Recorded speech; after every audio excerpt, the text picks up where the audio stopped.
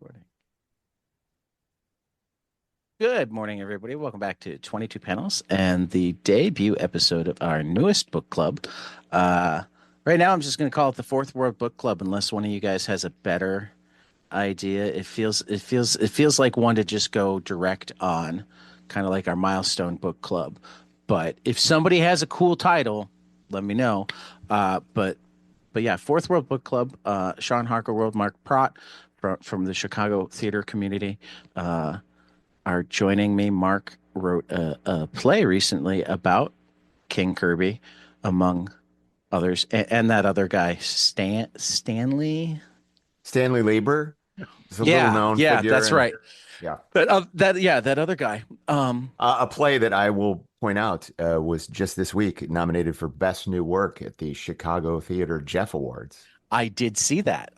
You are Plug so good at away. you are so good at promoting yourself right before I'm about to promote you. It's You a can't talent, Mark. you can't spell prot without PR, as our good friend Chad Wise pointed out. So, Yes, Mark. I think Mark that was a is Sean Harklerode original, actually. oh yeah, okay. Well, so, so, somehow that does not surprise me. so Mark is the author of House of Ideas, the Jeff nominated play, as well as Innocence of Seduction. Innocence of Seduction. I always forget if I'm yeah, I know I need to flip it, but I always forget what the original was. Innocence of Seduction and The Mark of Cain. Sean played in all three of those plays, including a starring role in Innocence of Seduction as Bill Gaines. Mark, you're the one that came up with the idea of let's read Fourth World in chronological order. So, I mean, that's the thing to point out to the audience. We're not gonna we've set up a reading list where we're gonna read them the way they came out. So this week we're gonna talk about Jimmy Olsen's or Superman's pal Jimmy Olsen 133 to 135. But next Mhm. next month it'll be Forever People number one, New Gods number one, Mr. Miracle number one, and Superman's pal Jimmy Olsen 136. And it Right. will kind of continue that way, the way it This was as a monthly release. Um, Right, because we didn't want to do just one issue of Jimmy Olsen, right? That would right. seem like that Right. doesn't seem Yeah. like enough. Uh, but no, you know, the conversation that Tad and I had about this, basically the last time I did this exercise was I was doing research for the play, and so um, I read the whole Fourth World saga in order. Uh, and I did it on an overnight flight from Chicago to London. And about halfway through 4:30 in the morning, I began to think I was going insane. And that's not me being critical. That's just it is a flood of material, and I began to wonder if it might be more interesting and more fun and more cogent if you took it month by month and actually gave yourself some time to chew over uh, the admittedly massive flood of ideas that are coming out of these books. Um, for those who don't know, because I mean, when we first started talking about this, and part of the reason that we're doing it is because Tad had never read these books. That's correct. I haven't. I still haven't. I mean, Um, I've read the three books that we needed to read for this right. month. Um, And I mean, and for just as a background thing, and I guess since I wrote the play, I'll talk about it. These are when Jack Kirby left Marvel in very early 70s.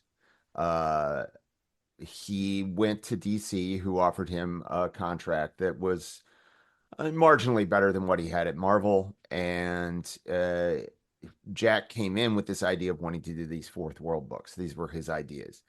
Um, the Jimmy Olsen book, which we're going to, dive into today, is I my feeling is that it came about because um, DC editorial wanted him to work on a flagship character, and so this was there's there's a number of stories, but the one is that Jimmy Olsen was the one that didn't have a set creative team at the time, and Jack, not wanting to take work away from anybody, said he'd do that. Um, so that's where we jump in, and uh, clearly, as we'll probably talk about, he is setting the stage for this larger fourth world story that he wants to do. Um, Successfully or not successfully, I'm not sure, but that's what we're here to talk about. So this is, you know, the sobriquet of King Kirby really came to prominence during the Marvel years, and this is the first time when I think Jack himself is trading upon that um, to uh, promote himself, PR, just like myself. Um, so here we are. Jimmy Olsen, number 150 or 33. 30. So before we 33. get into 133. it, so I thought it might be interesting since you said he came not wanting to take work from people. The story that people tell, and you may say that this is untrue, was that he said, "Give me your worst selling book, Right. and I'll turn it around," which uh, is a very Ben Grimm, Jack Yeah. Kirby thing to say. But Yeah, I think that's true too, but I don't know. I think there's so many, with all of these things, when you're talking about Jack and when you're talking about Stan and you're talking about, there are so many stories and there's so many things that they said, and so many of the things don't make sense when you put them against each other, and they don't, and it's hearsay, it's Mark Evanier, who, was his assistant, and I don't necessarily think that anybody's lying. I just think Memory is weird. memory is weird. Memory is weird. Memory changes over time. Memory is affected by emotion, different perspectives, remember different things. It's why Rashomon is such a good story, movie, comic. right, That's a round table for some time because there is now a manga version of Rashomon. So really, like I would love to watch the movie, read the short story. But that's a different thing. Really quickly before we jump into Jimmy Olsen, Sean, what's your experience with Fourth World? Have you read it before, or what level of? I have read most of it. Um, my experience goes back 50 years, maybe not quite 50 years. I remember I had these books, uh, and I loved particularly 133 and 134. The covers I just Mhm. thought were amazing. Mr. Miracle number one I also had. Um, but I remember having these, and um, I had seen them. My cousins had them, and I didn't know what Kirby was. It was like, Kirby is here, King Kirby, a Kirby size. And I was like, who is this? Well, isn't it that robot in Fantastic Four? Right. I was like, who's Kirby? And so That's Herbie the robot. Oh, so that's how I first remember these is being perplexed as to who King Kirby was, and my cousin explaining it to me. Yeah, So I'm a little bit younger than Sean, but I remember when he came back to Marvel, there was a lot of Kirby, Kirby, Kirby, and I was like, who the hell was this? right. And this is, it's also, and this really odd artwork to me. And that's something that I think is worth talking about, and worth talking about in, famously. Sorry, I didn't mean to interrupt Sean. So, oh but no. I just uh, so that was my first uh introduction, and then I reread a few years ago when this giant Kirby omnibus came out. Omnibus came out. Oh, you can work out with this thing. That's the nature of the omnibus. Yeah. The Whereas, Ditko omnibus is coming out. I don't know if you okay, solicit Ditko at DC. okay, Um, very cool. but yeah, and I really like Mr. Miracle. Uh, but yeah, this was really great reading them. I agree with Mark, not reading the whole thing in one sitting or in a week or two. I think it's going to really flesh out the material because there are so many big ideas coming at you on every page, and just to spend the time to enjoy the artwork. Yeah. Some of those machines and the masks. I mean, who knew Victor Von Doom was going to be showing up in the Watchmen game? Well, Um, yeah, and the redrawn Superman and Jimmy Olsen heads, Right. which is a whole nother thing to talk about. But yeah. we keep Well, talking really about the quickly before we jump into this story, I'll say that like my background is I know a lot of the characters, but I know them from other people's.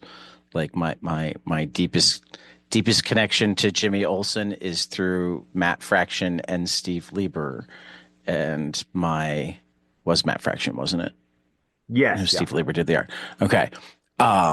My deepest connection to Mr. Miracle is through Tom King and Mitch Gerads. My deepest connection to Darkseid is the Great Darkness Saga. So I know what's been done with the characters since then. But most of my knowledge of like Fourth World comes from I have the Fourth World expansion set to the DC deck building game. I, you know, I think that's uh, again, I don't want to, you know, get too far ahead of ourselves. But I mean, I do Right. think that those things, famously, at least according to Mark Evanier, Kirby's idea and plan was that he was going to create these ideas and then turn them over to other people and he would edit the line. I mean, I think in some ways he was hoping to put himself into sort of a Stan Lee kind of position. Um, but I think you can make the argument that other people have fleshed out this material to better use than what Kirby does during this initial run. I think, uh, and as we go through it, I think there'll be ways we can talk about that. But uh, I think, just to start us off and talk about these three issues of Jimmy Olsen. Uh, One thing that struck me on this reading is how golden age these books feel. Like it's just uh they're like it's ideas, it's not necessarily narrative cohesion.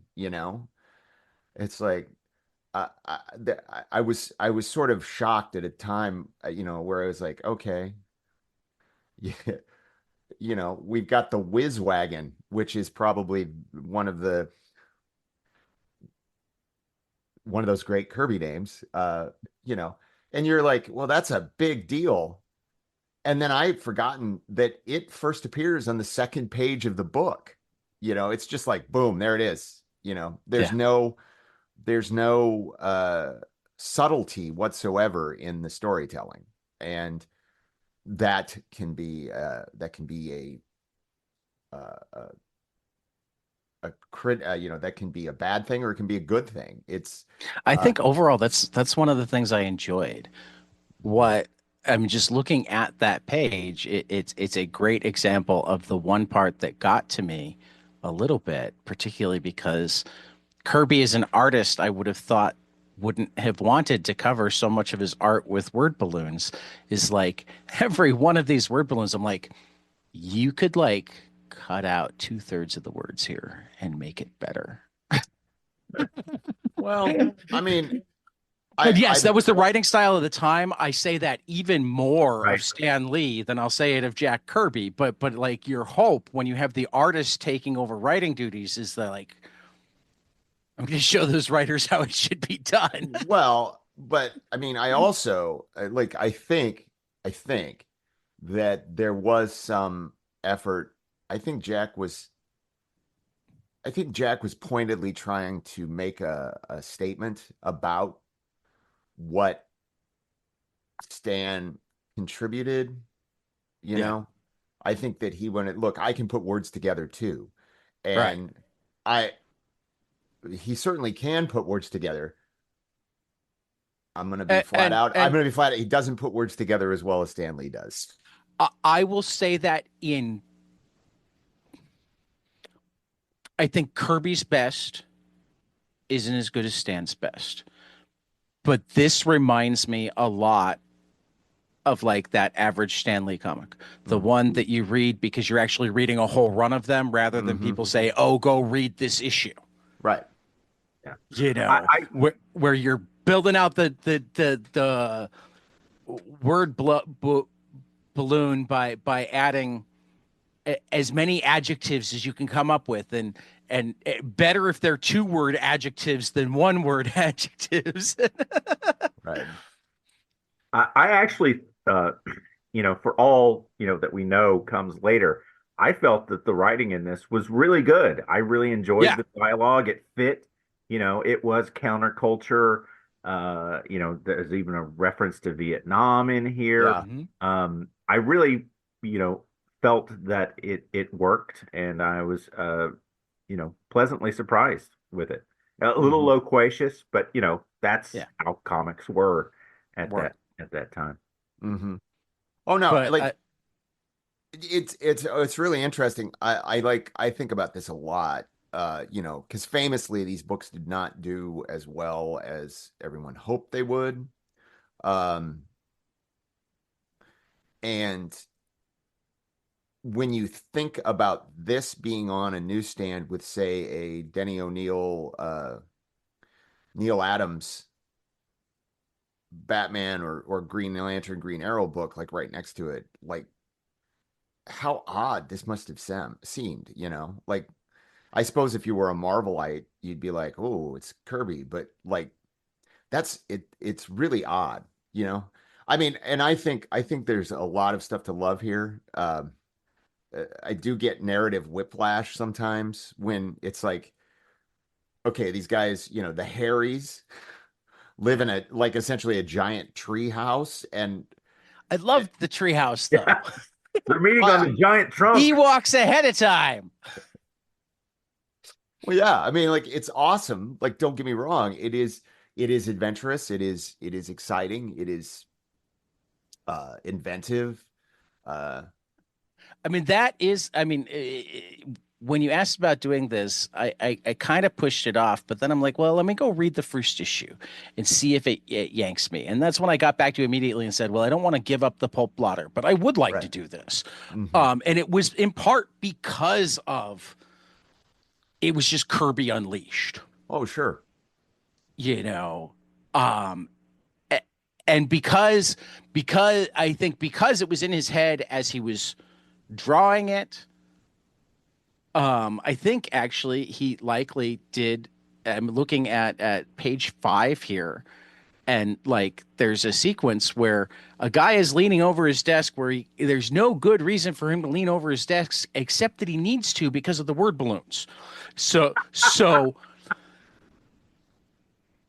Yeah. I think that because of that, the art gets. I mean, I actually just noticed a place where Clark's head is in front of a word balloon. Hmm. Um, so even though he's not doing the lettering, he's clearly doing enough of the roughing out before, or did he do the lettering? Because I guess Vince Scaletta did the inks. He might have been doing the lettering. Well, I Uh, mean, we do know that we know from the original art that's been found that Jack would put rough word balloons into his art. So right, I mean, he knew he was spotting the word balloons definitely. Um, right. But I'm seeing like little things that you didn't see as much in the time. You know, word yeah. balloons going behind characters' heads, so that the balloon doesn't cut off the art if the words don't need to be there. Mhm. Art that's kind of built around, I mean, I think that he could have made the speech from this. Who is this guy? This is It's Morgan Morgan. Edge. yeah, see, I'd forgotten that there was a different editor of the Daily Planet, or didn't know it at all Well, for a while. I can't like I was funny was when I was reading this, I was like, was Morgan Edge an existing character when this came out? Because I my memory would have been that Morgan Edge appeared earlier than this, but I think so. right. So, and I found that interesting that Morgan Edge was always sort of this corporate guy, but Kirby flat out makes him a villain essentially. Um, and I thought that was audacious and interesting, but yeah, no. Due to the marvels of the internet, we can find out. We're Why going to the DC why look it fandom up wiki. when we could just talk about what we think? Because the last person to say that publicly, I don't want to quote right now. So I have found this. His first appearance is Jimmy Olsen's Superman's pal, Jimmy Olsen, number 133. Oh, Wow. nice. So that's wow. Yes. That's fantastic. So 'Cause Jack Morgan- Kirby is like, you know what? I'll we take we Jimmy. we need a I'm corporate not dealing with overlord. Perry White. Right. We need more of a an evil corporate overlord of the Well, press. Right. Like You can't make Perry way White ahead a of time. villain. No, Right. you can't. No, I will say it's as we get further into this, we'll see the ultimate Stan Lee character assassination happen. But there is elements of this where I was like, every time I've seen Jack do Stan, it comes off like this. I think there's some Stan Lee and Morgan Edge. So, But I'm getting a Superman 241 as the first appearance, which was a Denny O'Neil, Kurt Swan Superman story. Well, I was on Wikipedia. And I'm Well- on the DC fandom wiki. So we have to Which decide wiki? which one. Yeah. Which wiki? Which wiki is right? Yeah. I'm going to say DC fandom. I'd say that's right. Though Jack Kirby is listed as the creator Interesting. on the Um, so we'll have to read more on that for next time. I'm not going to read all of the wiki live on the show. I mean, I think I've done that before, but I'm looking through and seeing that it's longer than some. I think that also, Morgan Edge is not. I don't think we need to spend a ton of time figuring out where Morgan Edge is. But I do think if Kirby did, like, it would make total sense if Kirby created it because and also it turns out his real name is Morris Edelstein. His real name is Stanley Lieber. He also had a clone. So I will say that the cover date of Superman's pal Jimmy Olsen, number 133, is October 1970. The cover date Superman is 241 1971. Is November August. 71. So yeah, no. That the DC wiki definitely has a mistake there.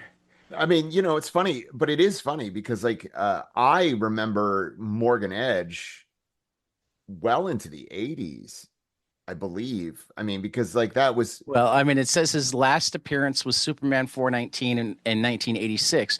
Though again, they got the first appearance mixed up. So I mean, it could, I mean, whatever it is, but I mean, I know that it seems like in this there's still a newspaper, but I mean, eventually, it became WGBS, and Superman was like an anchor man.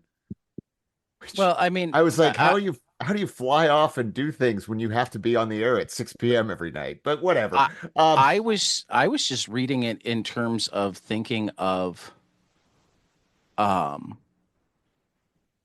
like our current media environment, and of course, if you've got a main character that works in the media, you a great sideline, and I know that they've done it with Luthor owning the planet, but Luthor's such a everything catch-all villain, is to have the plot of trying to be a good truth-telling journalist versus the corporate guy that's thinking of different things. Well, I mean, and you know, because like it's funny because before when I was starting to research, I had not read these books until I started doing research for the show. And so my memories of Morgan Edge were that he was this corporate media guy. But I mean, like this, he's like fully in bed with like Intergang and because Intergang, spoilers, Intergang is a dark side adjacent organization. But you know, I was sort of shocked that like Morgan Edge, who was always sort of a nebulous sort of character, but not like a villain, started out like this. It's like it's interesting. And Trying I to think, bump off Clark Kent in the first issue. yeah. Um, uh, but you know, and it's like there's a lot made of Kirby's prescience about things, and you know, and I think sometimes it's exaggerated and sometimes it isn't. But I do think that this also goes to show us that, you know, all of these things that we're dealing with right now are not exactly new, you No. know. Um, but So go ahead. no, go ahead. Good. I was going to say one of the things that's always struck me about Kirby Prescience, and I wish that I could immediately come up with other examples of it, but I'm not. Is that it always feels like on one side he's like way ahead of the curve, but then also rather than being willing to assign simple localized reasons to it, he then wants to, as you're saying with this, tie it into some grander good versus evil rather than Uh, just greedy guy owns newspaper. well, I mean, you know, and like I think that like reading these, it's real obvious what he's he's setting the stage for something that means a hell of a lot more to him than this book, right? I mean, I think uh whether it was this was the book that didn't have a set creative team or he was like give me your lowest selling book, it was DC saying we hired you, we want you to work on something big. Or I mean, Or at least again, big. from a storytelling standpoint, I would, you know, from the telling of the story, the two versions that you've said are dead on the best way to tell it. Either, you know, I'm the good guy, I don't want to take anything away from, or I'm the hero, give me your worst selling book. Mhm. But from a storytelling standpoint, it also feels like the best compromise. Look, I care about this. You want me to work on a book that has a main, give me the book that Right. you can let me shoehorn into this. Right. Because he couldn't have taken Superman and shoehorned it into Fourth World. He No. couldn't have taken Batman or Wonder Woman and shoehorned it into Fourth World. Jimmy Olsen, there's a lot of room to play there. He's a teenager. Although, all really, if you think about it, Wonder Woman might have been the way to do that. Possibly. New gods, old gods. Wait, Mhm. and this was right in the time when Wonder Woman was like, wasn't this in the But middle from of a the depowered scene? absolutely, but as a DC editorial, are you willing to take that risk with Wonder Woman? Well, I mean, I you mean, know, I just could see I could see Kirby being more interested in Wonder Woman, but DC yeah, editorial not knowing how New Gods is going to go over. Do right. you want to let Wonder Woman get sucked into that, Well, I mean, or do and you play it plus safe with Jimmy Olsen? I mean, really, yeah, Jimmy Olsen is the playing safe move. Right. But you know, it's just like they also had shown, you know, because you had Denny O'Neil, you know, depowering her and Right. turning her into an Emma Peel clone, and um, that's just playing what I if, still of need to course. read those. Um, they're they're not great. See, I love Denny O'Neil though, I so I think Yeah. Denny O'Neil is one of the three best comic book writers of all time. I'm But curious as to who your other two are. We won't talk about that. Um, but I mean, like Denny O'Neil is I mean, like, and I shouldn't say best, favorite. I Okay. mean, like, I think Well, Denny then you O'Neil should is, really be willing to talk about it because they're only your favorites. You're eh, not saying they're better than other people. well, yeah, but I mean, they're my favorites, so they are better than other people. No, we kidding. Um, Well, Denny was one of the first writers that I ever followed, right? right. Yeah. And I saw Denny O'Neil's writing this, or even editing this, and I'm going to read it. Yeah. Right. Well, yeah, because in the 80s, he was running the Batman titles. Well, he was running all of the Daredevil. non-super powered superhero titles. I Like mean that was his, yeah, at least at DC. the unpopular opinion that I sometimes share is that my favorite Daredevil books aren't the Frank Miller, aren't the Frank Miller David Mazzucchelli. They're the Denny O'Neil David Mazzucchelli in between the Frank Miller Mhm. and the Frank Miller David. Right. Like as overall storylines, sure, I'll give the Electra Saga and Born Again higher, but the way Denny was really good, most of them were 1 or 2 issue stories without like a lot of, and he let Mazzucchelli just go to town. I love those Daredevil books. Well, the thing, and funny enough, I believe the first New Gods revival was written by Denny. Was it? I thought it was Byrne. I'm no, there was one like because when Jeanette Kahn came in, she was like, this stuff is too good. We need to revive it. And or it's exploitable. Um and I believe Denny did it.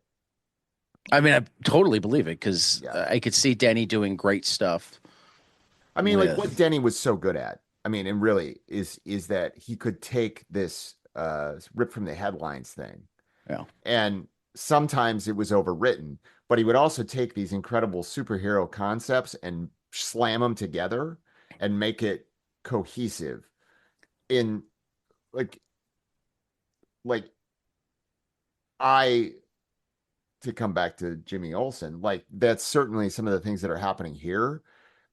It's not smooth. It's like, okay, hippie world, straight guy world, boom, bam, together, giant tree house. Hey, look over here. It's like, um, and I certainly love it. Um, not to pivot, but that does actually make me think of uh one of my favorite things to talk about with Jack Kirby is his revisiting of concepts over and over again. And lo and behold, here we have a boy gang. Yep. And not only a boy gang, it's the sons of the boy gang he created in the 40s. Well, Spoilers. I Clone. mean, Mm-hmm. I some mean, things just. and come on. Uh, I I didn't this time, but when I first read this, when the name Flippa Dippa, Yeah. I mean, uh, Jack, maybe we should have workshopped that in Buffalo for a few days. But it's that's sort of part of this whole like Jack is so much of the golden age vintage, like, and that is a total golden age of Oh comics yeah. concept. It's a total golden age of concept name.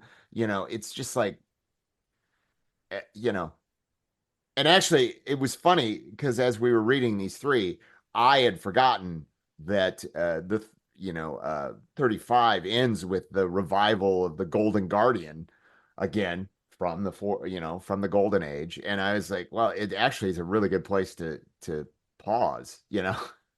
So anyway, I've talked too much. Somebody else say something. Um, yeah, I Well, I would say to make a Beatles reference, um, these these three issues feel to me like George Harrison's "All Things Must Pass" album. Okay. in which you have someone who is so creative but somewhat stifled, and Hmm. now they have some freedom, Hmm. and they just throw everything at it, right? Yeah. Um, if if you haven't heard that album, it's fantastic, It's a great album. right? But Um, part of the reason it's Harrison's best is because it's like 10 years of stuff that he couldn't get onto Beatles album, or the best of 10 years worth of stuff that he couldn't get right, onto Beatles right. albums. You Uh, know? and so that's what I kept thinking when, like you said, on the second page is the spread of the whiz wagon. You've got Dark Side, you've got, Mockery and Simeon, and Yeah. you know the machine, what the Mountain of Justice, Yeah. right? Yeah. All of this. It just seems like everything's coming at us uh, Well, with and bouts and he does what I still don't, I still can't think of any other artists that do like the photo collage thing that he did a little bit in Fantastic Four. Yeah. And but like the first page of it here in the second issue we read, where you've got like the sports car and what kind of looks like tracks above and below and a whole Yeah. kaleidoscope, like, is what he'd been allowed to do at Marvel just ratcheted up to 11. Although the one thing I would say about that at Marvel when they did this, it got colored. Right. And I did think it was strange that it was not colored. I kind of like it not well, colored. yeah, I felt like, yeah, I mean, that's a good choice when you're saying that everything is so wild and Yeah. phantasmagorical, that's a word, uh, that now it goes to black and white because we can't perceive I mean, I things at think all. that the only way it works in color is if you like are very deliberate about the colors to not have them be the colors from the photograph. So you Oh, essentially, sure. Yeah.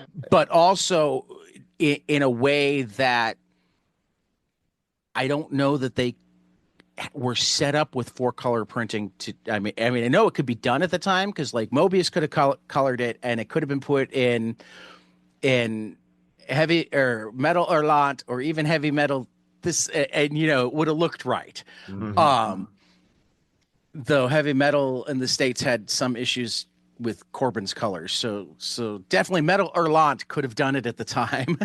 Well, I mean, they did it like they did it in the FF. I mean, he did Right, a collage, not quite as extreme as this. right. I think the other thing that kind of has to be addressed is that I do think, and it became really obvious as I was, and I think we'll talk about it as we go through, that as he started to work, I think you can see him being like, I can do this quicker and get a page done faster than if I tried to draw all of this, right? I And mean, it's the the name of my same, podcast is 22 Panels. I'm not necessarily opposed to right? that. And I'm not that like I think that there is a artistic sensibility in doing it, Right. but it's also why like when you get further and further into the fourth world, the panels get bigger. Like there's a lot more splash pages. And it's like because I can draw that faster than 6 or 10 Right. panels, and uh, But I mean, and yeah, I go back to our conversation with um, Matt Madden.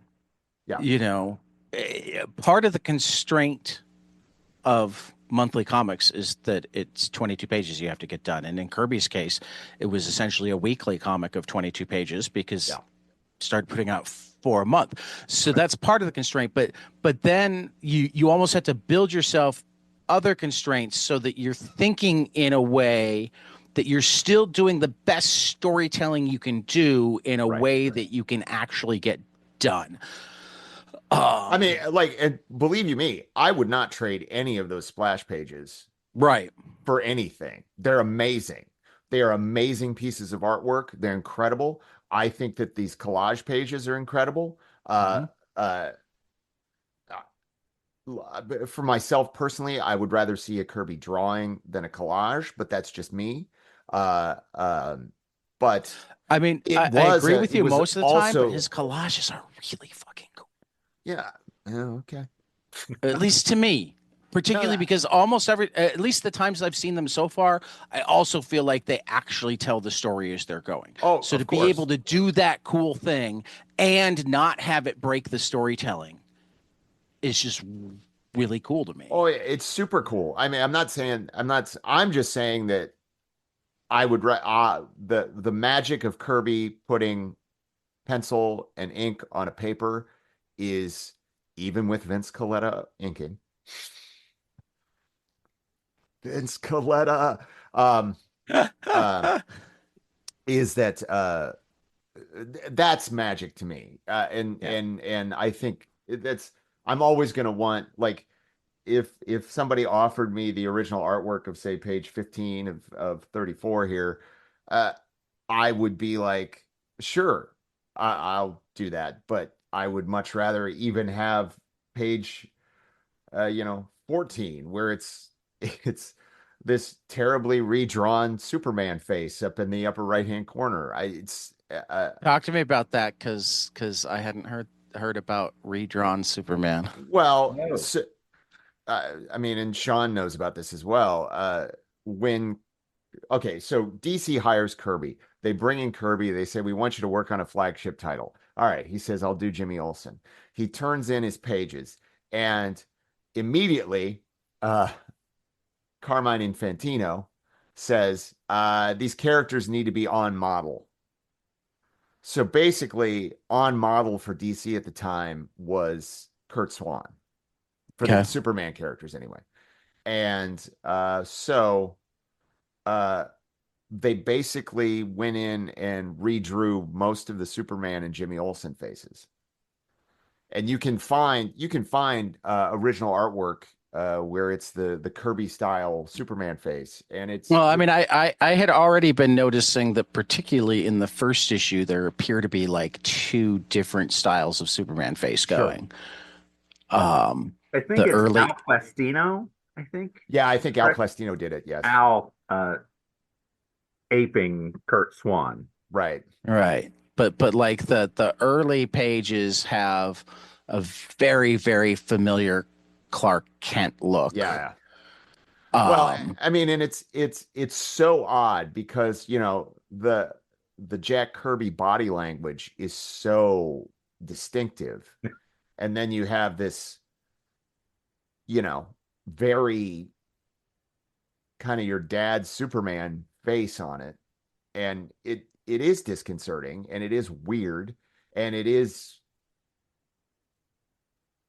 Yeah, this is almost like a Wayne Boring face. yeah. I mean, and the thing is like, sometimes I look at it and it seems like they redid the whole figure. Um, where was this page?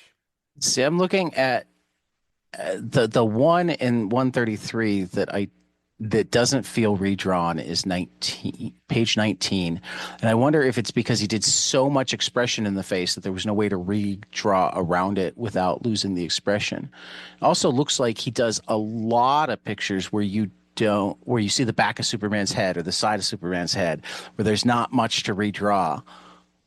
I mean, it's almost like You're in talking the issue, he found out they were, maybe he was turning in pages as he went. And when they found out they were doing that, he changed his drawing style to make it harder to do that. well, uh, God bless me for what I'm about to say. I don't know that Jack Kirby could change his drawing style. I think Jack Kirby is Jack Kirby. Well, And if you're talking about that panel in the lower right on page 19, Yeah. yeah. I'm going to tell you that is a redrawn face. Okay. That is somebody drawing over Kirby's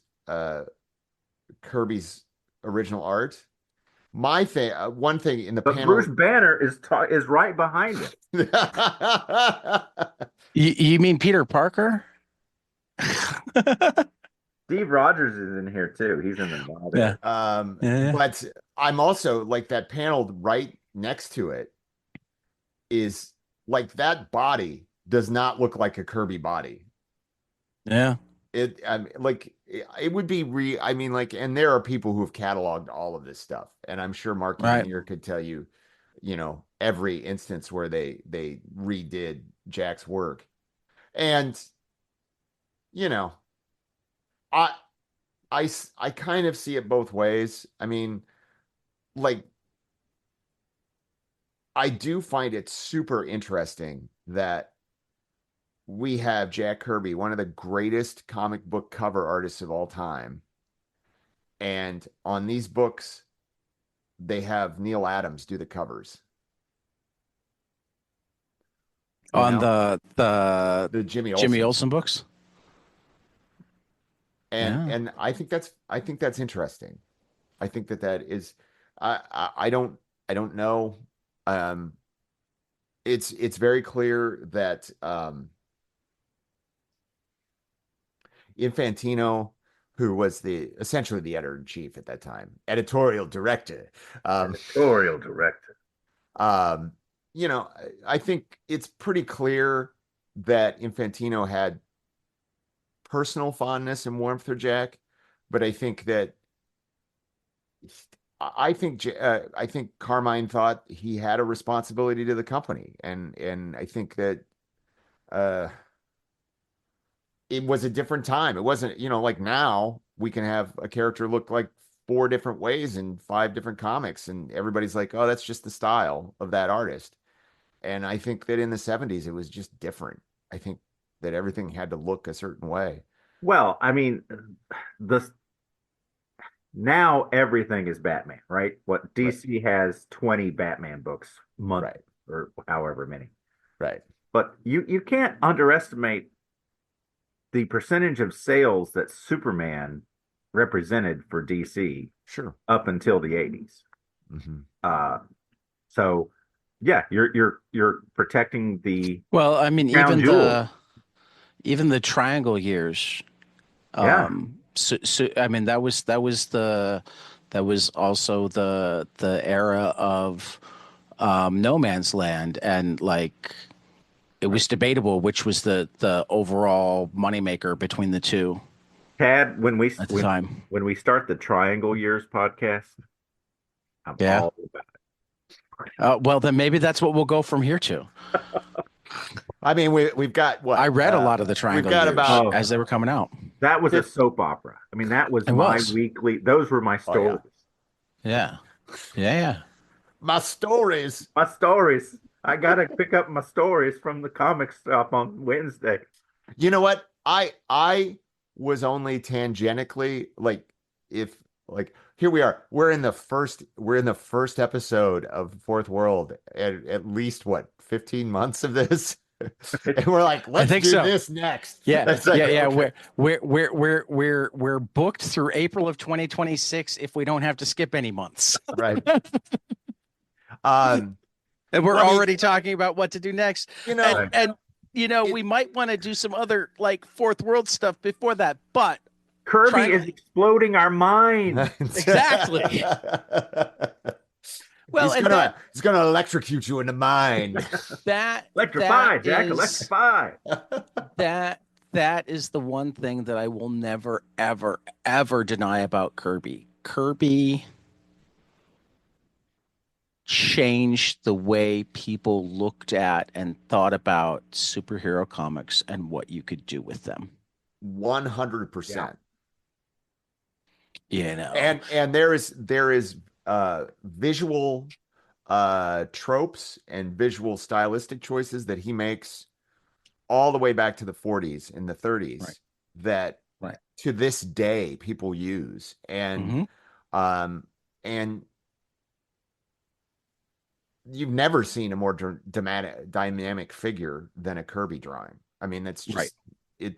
Like, even when you were talking about that picture, the image of Morgan Edge leaning over his desk to clear the word balloon. Yeah, it does that, but it's also just visually more interesting than if he was I sitting mean, down what or what I really caught was the panel before it. He's standing up in front of his desk, sure. and then he's leaning over his desk, and then he's sitting down for the next panel. And I'm sitting there going, "What came first? Him deciding to have Tad, him sit down, or him deciding that he needed a way to Tad, fit the word balloon?"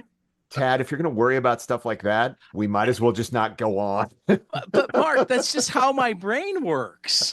It's just it's my autistic brain wondering what happened. What came first, trying to but that's part of what makes it fascinating to me because he solved the problem. What problem it was, I don't know, but he yeah. clearly there was clearly something that he decided that this is the sequence that we needed to go to that solves a problem. I think the problem might have been this word balloon's too big. I need to get the action down. Right. Well, no, I think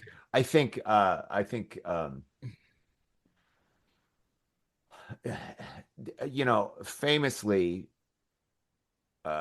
both with this run when he went to DC and then when he went back to Marvel, he very specifically did not want to be involved with the mainline continuity of those universes. Yeah. And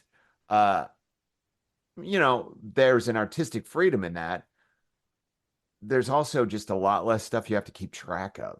And I think that there is, famously, people have said, and again, everything is hearsay. So if you're a Kirby fan or a Kirbyite who's listening to me say this and you get really angry, I understand, but and I'll say, no one knows. Get really angry, this is not the podcast for you. We like to celebrate comics. Oh, just wait, Tad. I've got things to say when we get to Forever and People I number have 3. I have the mute button. But famously, Jack was unconcerned with continuity. He was unconcerned with the way the Marvel universe fit into each other. Like that was all Stan, who thought that it would be fun to have everything function together. And,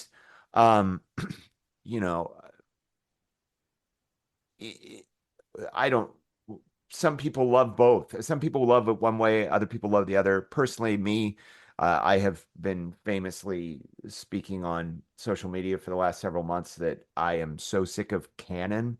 I just don't care anymore. Just tell me your story, and that's great. Right. But I'm somewhere in between. I appreciate the existence of canon, but I care about good stories. Yeah. And there's nothing that upsets me more than somebody who allows a change in canon to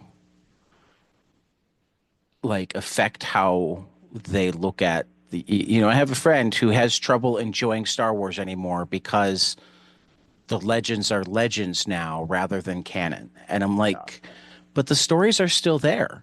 And legends mean that there are kernels of truth. Just enjoy the parts that you like rather than getting so angry. See, anybody who feels that way should have been a Star Trek fan in like the early 80s when all those novels were coming out. Yeah. Because like you just read them and you're like, oh, okay, that's a Captain Kirk, Mr. Spock adventure. Great. Like it means nothing. It's never gonna reflect in anything. I mean, granted, Star Trek was already sort of an episodic I've thing. heard there are some great ones. I need to find them. Oh, because I'm finally getting into Star Trek. And there are. Thank you, Mr. Cantwell. Yesterday's Sun. Yes. Yesterday's Sun is an amazing book. But there's also utter garbage. It's just like, I mean, the more you get in a shared universe, the more that becomes inevitable. Yeah. Well, and I will always invite anybody to read Gene Roddenberry's adaptation of Star Trek: The Motion Picture, or as I like to call it, the Gene Roddenberry Kink Show. Oh my God. I remember reading that like 12 years old.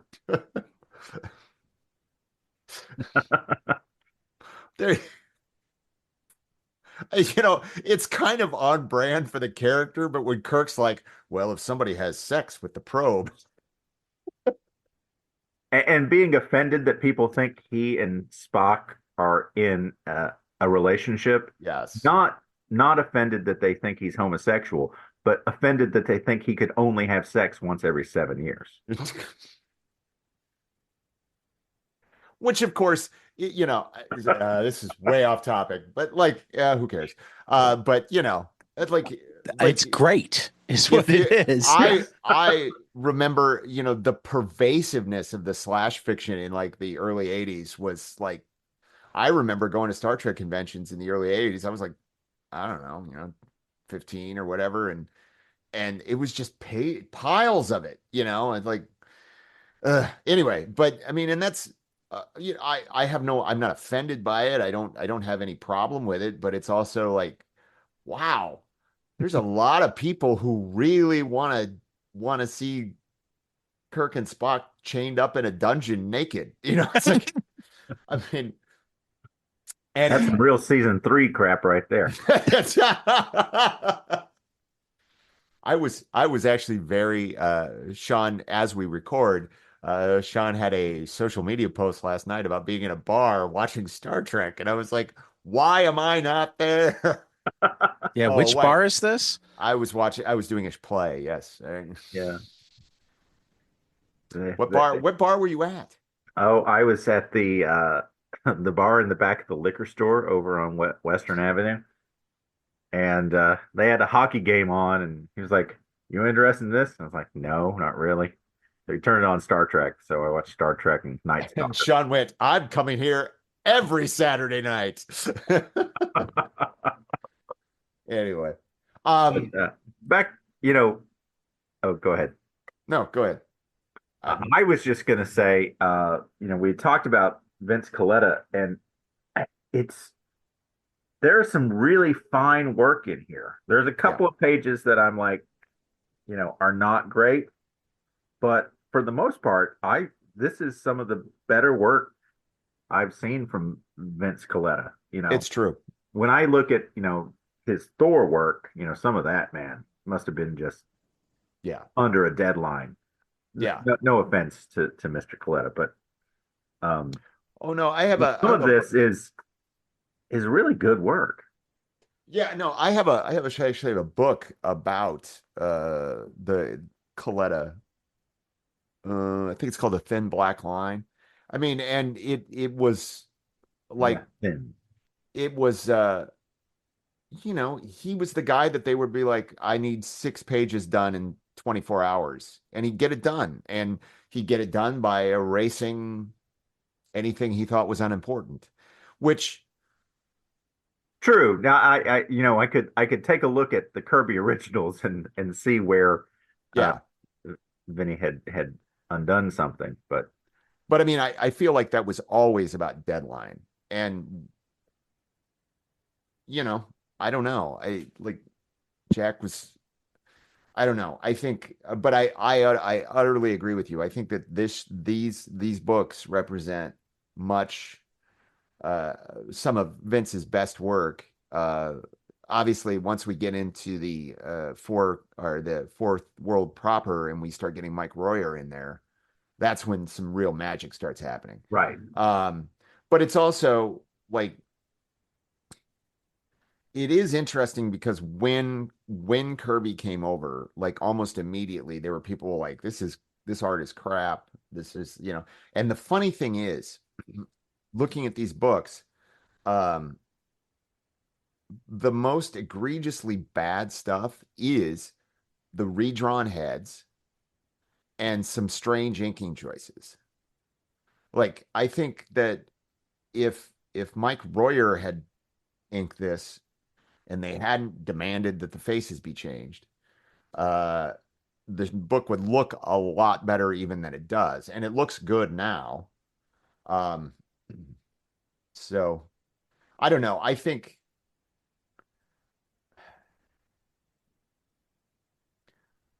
that it is Kirby deserves every accolade that he gets, but there's also times when I'm just like, I don't know what you're trying to do. You know, I mean, like, but that's like everybody has those moments, but uh, sometimes I just think he's going so fast and he's going, famously, he never even laid out pages. He just would start in the upper left-hand corner and draw it. And that's astounding to be able to do that. But it also is like, to put it in acting perspective, it's like improv, right? Like, if you keep going, yes, and you're going to get to the end, you're going to get to the end of the page, but that doesn't mean that it's all going to work, you know? Um, but This is kind of how we've been feeling about Airtight Garage on um, the heavy metal book club, which actually Mobius has said was very much ad lib. He didn't know where it was going. He, mhm. made it up as he went, published it as he went. Um, so I take that. That sounds cool to me. Yeah, I don't know. I mean, I I also that actually the 135 story with all these clones and like everybody has kryptonite gas. Right. I think it was Which, all an excuse to have Hulk fight Superman. yeah, it's possible. I will say I do love I love the way he's drawing those energy plasma weapons. Oh yeah, Yeah. I love the rays. right. I, they're just amazing. Superman's heat vision. Uh, I just love how that's rendered, Mhm. and I don't know that I've ever seen it rendered in that. Though, as I pointed out to Mark when I'd first read it, I did not know that Superman could use his heat vision to track vehicles. Well, sometimes there's power creep, right? Well, Was trying to figure out exactly how that would work, and I didn't know that Superman could pull his S off of his chest and turn it into a giant cellophane trapping thing, Right. but I still like Superman too. that's true. That's true. Plus, Clark Kent's, voicemail, his answering machine prefigures, Ferris Bueller's Day Off, right? So, Kirby created everything. right. Least inspired, possibly inspired, definitely. Yeah. I mean, that's something I wonder about all the time is when I see something that will remind me of a work that came later, and particularly when it reminds me of a work that came later from a creator that I like either know was into what I was reading or there's a reasonable like it came up on the Love and Rockets book club yesterday that Gilbert did a La Llorona retelling. Michael Chabon did a La Llorona retelling as part of Summerland, which is one of my favorite novels of his. That uses a lot of different folklore from all around the world, etc. But I thought to myself, you got to choose which stories to use. I don't know how is it the Mexican folktale? Is it their Paul Bunyan or or Michael Chabon is pretty famously a comics guy. Had he discovered it in Love and Rockets and it stuck in the back of his head and suddenly it came out, maybe not even with him realizing that that's where it came from as much as he knew this thing. Well, I mean, even that, like, nothing is created in a vacuum, right? Right. Like, and it's something that we can talk about once we're into fourth world proper, but there's a lot of people who are like certain very famous media properties stole everything from the fourth world. And I'm Right. like, yeah, but I mean it's also Joseph Campbell and it's Right. it's all of these other things. And it's you know, I mean, in some uh ways, Kirby is to superhero comics what um the Beatles are to rock and roll. Everything that came after was either inspired by it or inspired by something that was inspired by it. Mm-hmm. But they themselves were also inspired by things. Like, Oh, absolutely. None of them were new. For Elvis, there was nothing. Right. And then there was Bruce Springsteen. No, I'm kidding. I mean, what about Not the Lennon Chuck quote. Berry, Lead Belly? But it was funny because I was on some forum and we were talking about Commandi, which I've had that conversation with Tad. I actually think Commandi is Kirby's best solo work. Right. That's my opinion. And I Don't haven't hate me. read all of his Commandi, but I did enjoy it. And Commandi Challenge is one of my favorite. Commandi Challenge was so much fun. So Right. Loved it. Yeah. And another But- example of Tom King just walking in and dropping the mic. Mhm. But I don't know why people let him do group things. but that's what it was. It was And supposed Neil to drop. Adams. Oh my God. The gorilla. I haven't read that since it came out. I should read it again. But it was like we were on this forum and there was all these people who were desperately trying to prove that Commandi was not inspired by Planet of the Apes, or it was this brand new idea. No one had ever thought of anything like this. And like there was a bunch of us going back and it's like, look, we know that DC had gotten the rights to Planet of the Apes, or they were trying to get the rights to Planet of the Apes. And they said, can you do something with this? Kirby, of course, didn't want to just do an adaptation. So he figured out this idea.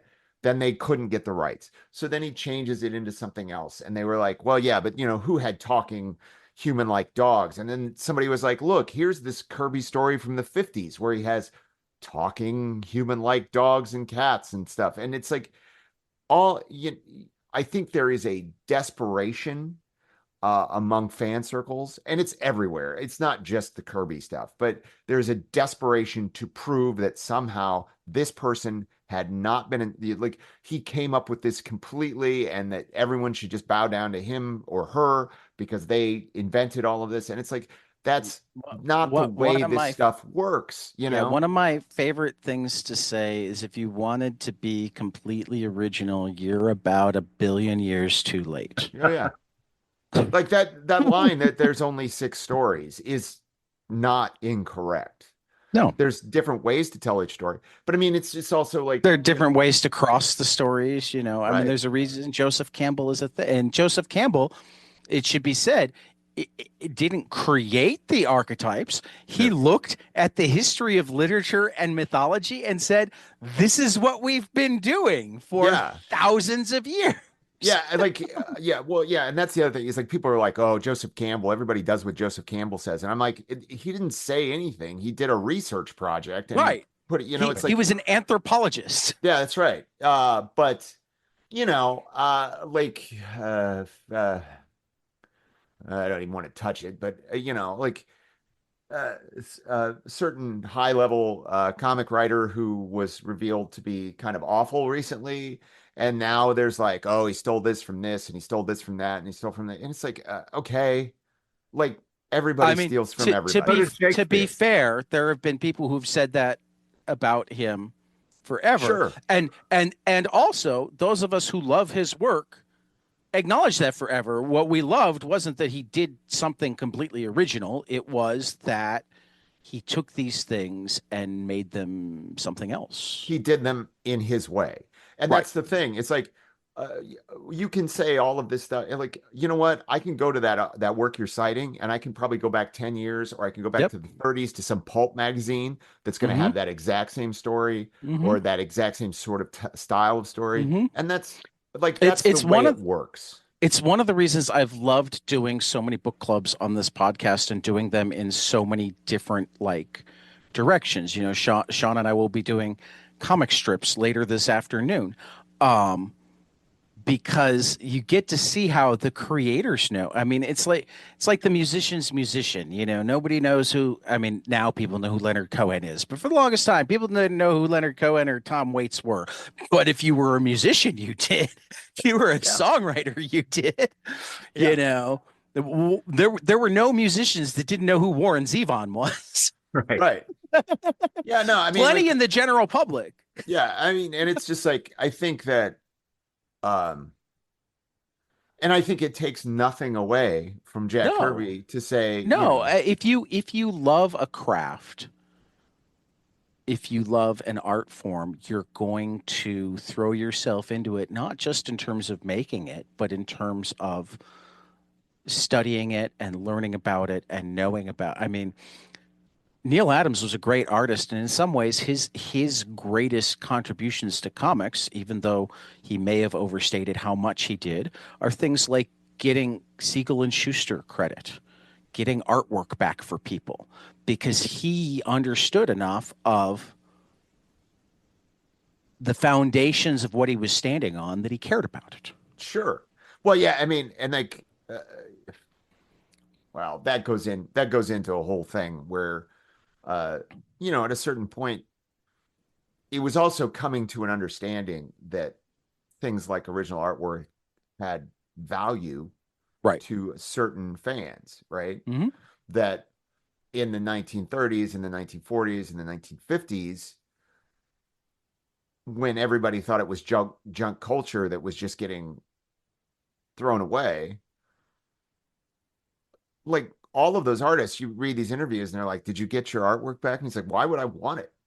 You know? Right. Right. And it's like, You know, and you know, and this goes even further back. Like the saddest thing I've ever seen, and it also, I, both the saddest thing and like the coolest thing, because somebody managed to put them back together, is um, the Billy Ireland has a number of Winsor McCay pages, but if you look carefully, they have none of them are intact right, because the family cut them up panel by panel and sold them off.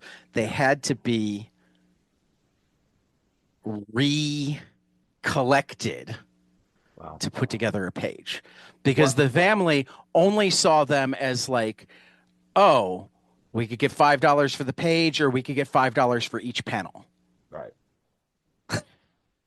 Well, yeah, I like there's a lot of famous stories of like DC editors where they get a good letter and they would take a page and they would slice off a line of panels and they would mail that to the person who wrote the letter as like a little Right. thank you.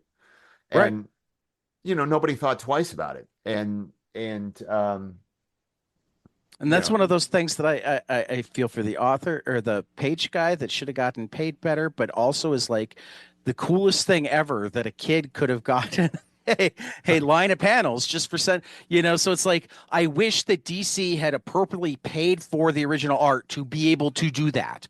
right. 100%.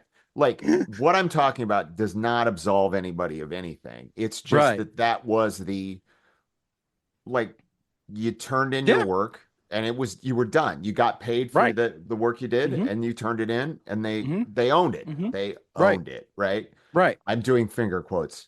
Yes. We're I think um people heard the air quotes. I heard it in your voice. owned They it. rushed Anyway, past the microphone. I um mean, sometimes your acting skill just comes out that much. You don't even know you're acting. um but I think certainly it was about this time that we have there's a number of things that happened in Kirby's life right at the beginning in the 1970s that I think changed a lot of things about the way he looked at the industry and the way that the industry looked at him, right? So he moves to California. He is now not uh, within the tight knit New York community that is generally the comic book publishing Bubble. industry. Right. He's got a house where he is welcoming fans into his home on a fairly regular basis. So he is hearing uh, he's not talking to Stan or his editors back in New York as much as he's talking to these kids that are coming in and telling him that he is the king, he's the greatest, he's God, blah blah blah blah. Then on top of that, the San Diego Comic Con starts in '71, and Jack is there for the first convention and famously went to, I may be wrong about this, but he went to every San Diego Comic-Con until he died. I believe so. And um and again, he's also encountering these fans who are like, "Oh, I would love to own a page of your original art." So suddenly, something that didn't seem to be a sellable commodity now is a sellable commodity, and it changes the way the thought of what the value of those things are. That is not trying to say that they had no value before that, or that they didn't deserve to get it back before that, but it does change why people would want it, right? Because it's not about I have to store these things. It's that I could sell these things, you know? And I think that that is all very interesting. Um, and it is interesting. There's another Jack Kirby play that was written called King Kirby by Fred Van Nante and Crystal Skillman, who I've spoken to a couple of times. And their play is Fred was around for the baseball podcast this year. nice. Yeah, we talked Mets. Big Mets fan. Him and Well, Heidi McDonald. when you see him again, tell him that Mark Pratt says hi, I will. and that I am working on my panel proposal.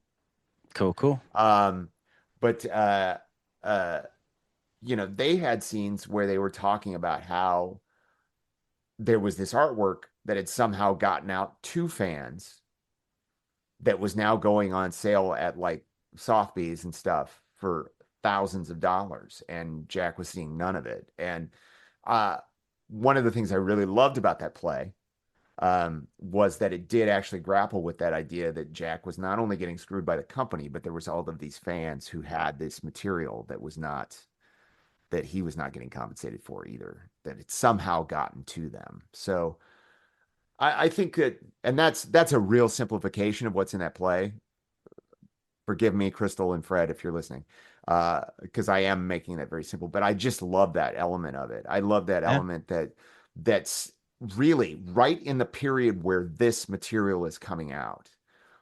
Fandom is changing into something far more organized and far more lucrative and far more affluent.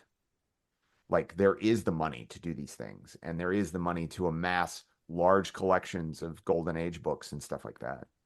Um, uh, if neither of you have watched it yet, you can buy it on Prime Video or rent it. Selling Superman. It's a 4-part documentary show. It's about I forget what the name of the collection is, but it was the guy, he was a hoarder and he had like thousands of comic books in his house. I think I remember. They were and multiple copies. Like at one point they show he has like 25 copies of Star Wars #1. And he passes away and his son has to take over the administration of this, and it's all about getting him slabbed and they have the second highest graded Superman #1 ever discovered. So it's a fascinating thing, but it also I thought about that when we were reading this, is that it's like this is right at the time when when somebody is like, oh, I should buy all of this, I should buy these things, and that getting a Superman #1 at that time would have been what, a few $100 maybe, or Right. 1,000 at most, and now it's Well, 2.3 million or whatever. My friend Andy loves to talk about the comic shop he grew up with was Ides in Pittsburgh, and they sold the Amazing Fantasy #15 that either they'd got, I can't remember if they were old enough that they just kind of hung on to a couple of them when it came out, or if they'd just gotten it relatively cheap. But at one point later on, when they were looking to expand or looking to solidify something like that, They sold the one copy of Amazing Fantasy 15 and bought themselves a 3-story building. Mhm.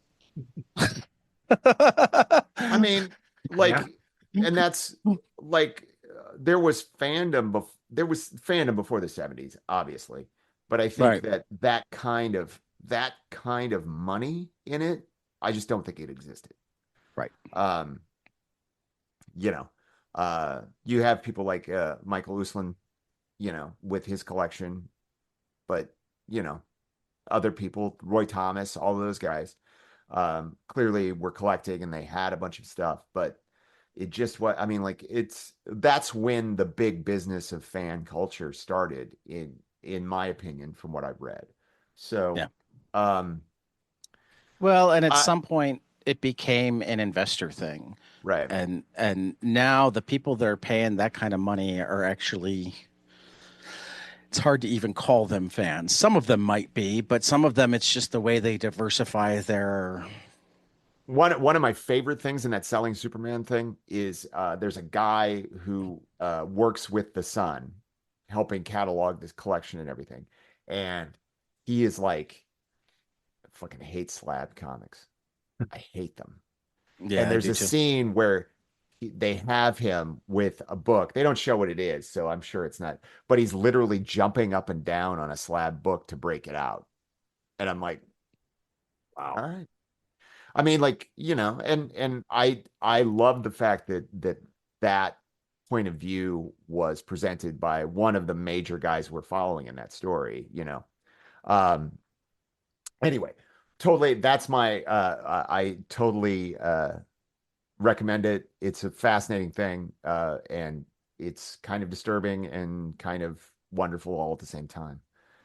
Yeah, One no, I last thing, as we are running out of time where I've got to get off, right. but I did want to say the final page of Jimmy Olsen, Superman's pal, number 150 or 135, with the emergence of the Golden Guardian, is one of Yeah, my favorite Kirby pages ever. it is fantastic. Yeah.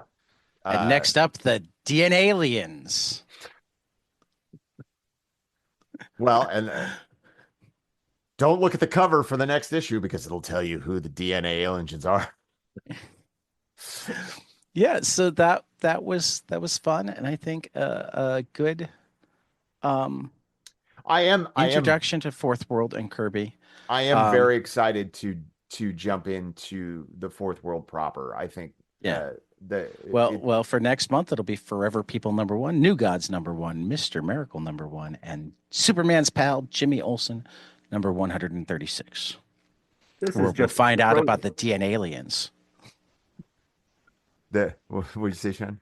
I said, this has just been prologue. The past is prologue. So hopefully the 4 or 5 people who are listening, I mean, I think we have as maybe many they'll as 10 regular listeners. Though I will say hi, Mom. Hi, Britt. Hi, Adam. Hi, John. come on and read along with us on this is I kind of suspect that there are some people who do wind up kind of reading along with the book clubs because I seem to have you know different. do you ever listen to the Blank Check podcast? I have not. It's a movie podcast. It's Griffin Newman and David Sims, and they do series on directors. Okay. And right now they're doing early Spielberg, and the one that dropped today is Raiders of the Lost Ark, with and they always have a guest, and their guest for Raiders of the Lost Ark is Brian Michael Bendis. Yeah. Ah. So I'm kind of excited about Well, is that. that Griffin Sheridan? No, Griffin Newman. Okay. Because I Uh, was about to say, because I was looking at the picture here, and I'm like, it looks a little bit like Griff Sheridan. Griff Sheridan runs Bendis's. Um, no, Griffin Newman is an actor. gotcha. He's been famously campaigning to be the voice of Herbie, Herbie the robot. Herbie the robot. Um, but uh, yeah, Bendis for this Fortune and Glory came up on another book club recording that I've done I recently. love that book. I do that too. book. It's amazing. If we read it for one, I'll let you know. But one of the things. Famously, the very first graphic novel I ever got my wife to read. Oh, nice, No. nice. Have you read the new one, the I have one not about read the- Spider-Man? I've started reading it.